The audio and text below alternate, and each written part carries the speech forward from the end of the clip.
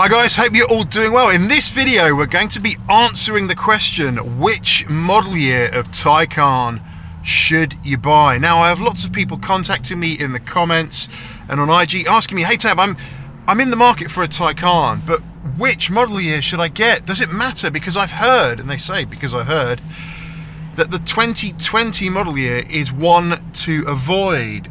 So we're going to be looking into this. Is there any truth in that statement? You hear a lot of commentary around it. You do see it. Oh, I've heard the 2020 model year is absolutely one you should avoid. And 2020, of course, is when this car was released. It's the first iteration of the Taycan, the first ones that we saw on the market.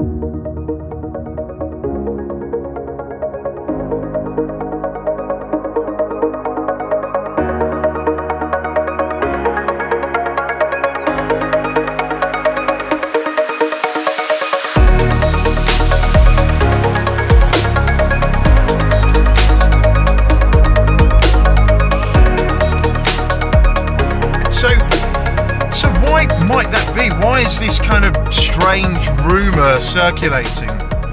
And I say strange because I haven't really seen any major evidence that there is a specific issue with 2020 model cars. Now, we know what internet rumors are like. It just takes one or two people to start a comment and then it snowballs out of control and everyone is saying the same thing without any real facts, taking those headlines at face value, right?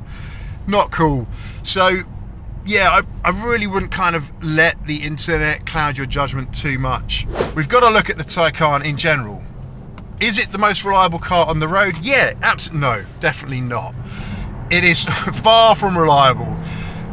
Anyone that tells you that the Taycan is super reliable maybe hasn't seen the complete picture. Now, there's plenty of owners out there that have had no issues with their cars, for sure. I've had a few with mine.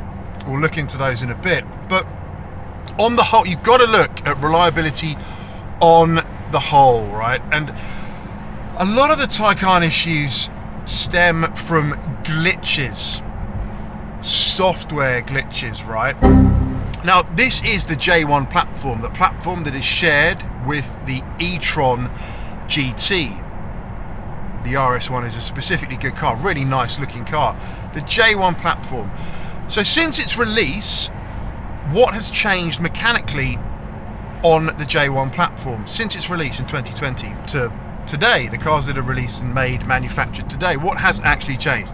And the answer is pretty much nothing.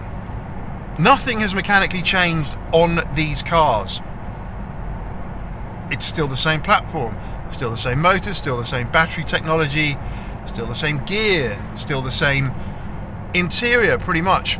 A few minor cosmetic tweaks, of course, that pano roof, the Vario roof that you can uses LCD to black out the sun when needed, but apart from that, nothing has really changed on this platform mechanically. So there shouldn't be any more reliability issues depending on what year you're looking at. It should be pretty consistent. Now, what has changed significantly since this car's release is the software. The software that controls the car. And with an EV, it's particularly important. All that software that goes into things like the ability for the car to control regen braking, how much power it uses, how it manages the thermal utilization of the battery during charging, which is very important. How it deals with the power, how the PCM operates. All of these things are very important in an EV, and there have been significant upgrades since 2020 to that. The big one was, of course, called the update with the capital P. I think was released in 2022, which brought a lot of new features, a lot of new capability to earlier model cars. But the platform remains the same. Now, there have been recalls with this car. Absolutely, there's been a lot of recalls with this car. Things like the front suspension, the wiring looms.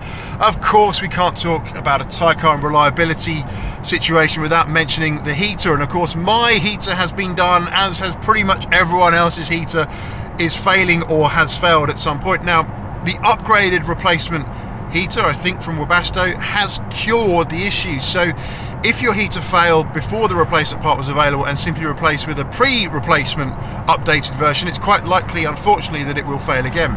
If you've got one of those new parts, then absolutely it should hold up, and mine was replaced before Christmas. It's still going now, no issue, still working well. So fingers crossed that situation holds up and the heater does not fail. So we need to look at this specifically, right? Does it matter what model year you buy for a Taycan? I do not think it does. I really do not think it does. There are some very important considerations you should be looking at if you're buying a Taycan, and this is used Taycans we're talking here, obviously. You know, the depreciation on these things, it's harder and harder to justify buying new, of course, unless you want those business breaks. But really, look at used. I did check earlier on Auto Trader, because I like just to kind of keep abreast of what's going on. There are 700 used stroke new Taycans available on Auto Trader right now, which is absolutely insane. So much choice out there, really not great for resale. It's kind of almost like a snowball effect here, right? And look at this one here. There is a Brabus Aero Pack Taycan for 220k GBP. To buy that, I think you'd need to have a screw loose, if I'm honest. But there you go, that's just my take. The more that are out there, the more competition there is, the more prices are going to depreciate further. So we are not out of the woods at all with this one yet. But this is used Taycans, and it does not matter what model year you buy. What really matters right now, I think, is having one that has had all the recall work done, potentially one that has got an updated heater, and of course one that doesn't have a huge amount of miles on the table. So you've got to bear in mind that battery warranty, right? 8 years or 80,000 to 100,000 miles, I think, depending on country variances. But you don't want one that is going to fall out of warranty, because a battery replacement for these, I've seen bills of $55,000 US to replace the battery on one of these things, so that's not good. So you just want to look for a Taycan that fits your spec, that has had all the recall work done, and of course has a good warranty, preferably an OPC, an original Porsche warranty. That is the key thing here to consider, and has been well looked after, right? But the battery, you're going to want to pay specific attention to that. The other recent recall, of course, is the sealant issue with the battery that allowed water ingress, and I've seen cars on forums failing because of that. Small minority of cars, it's only a handful of cars, I think, that actually are affected in the window of production. But absolutely, the summary of this video is, it does not matter what model year car you buy. As I say, the J1 platform has remained consistent from its inception, from its first production run until today. So why do I think that 2020 cars have that perception of lack of reliability? Internet rumors aside, and for me the answer is, these cars were simply around before we had all the latest software updates, before all that feedback, all the real world driving. Further R&D had taken place around the software side of things. And yeah, there were a few more glitches, and of course, don't forget, we had all the recalls as well, right? But you know, recalls aside, getting fixed, it's purely, I think, down to the perception of the software. The software just not being up to date, and of course, iteration after iteration later, we're all in a much better place. And those 2020 cars can have the latest software applied. As I say, it's the same mechanical platform, so there's simply no issues there at all in doing that. So once again, it simply doesn't matter what year you get. What matters are the other things I've mentioned on this video. Not limiting yourself to a specific model year is ultimately going to increase the choice that you've got of cars available, and potentially get you a far better deal. Because let's be frank, you know, if you're not limiting yourself out there and you're willing to barter a bit with the dealers, then I'm sure you're going to get yourself a stonking deal. And you will absolutely love the car.